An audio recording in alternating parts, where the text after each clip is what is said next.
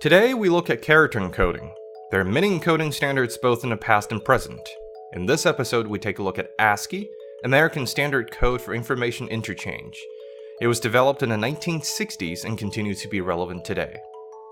ASCII encodes 95 printable characters and 33 control characters.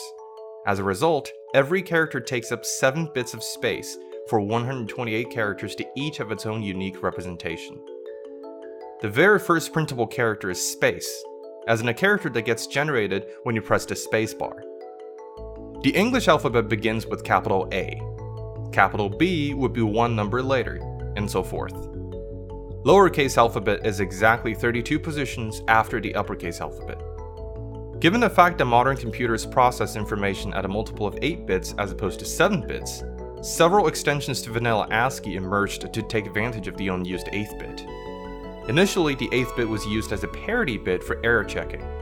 However, as transmission reliability increased and the responsibility for error handling shifted elsewhere, the 8th bit was then used to extend the number of characters ASCII can represent.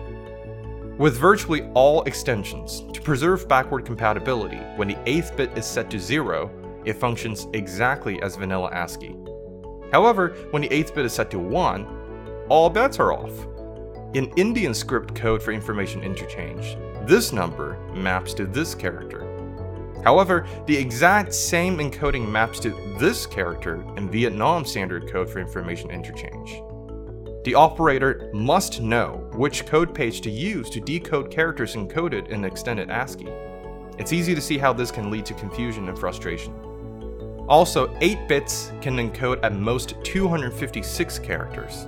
What about languages that use thousands of characters? Is there a Chinese standard code for information interchange?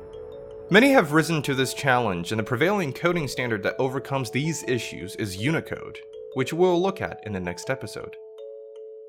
Thanks for watching. I'd like to give special thanks to Chicken Wings, who did not sponsor this video.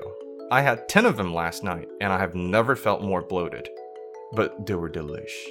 This is an Indian Tribe production, all rights very much reserved.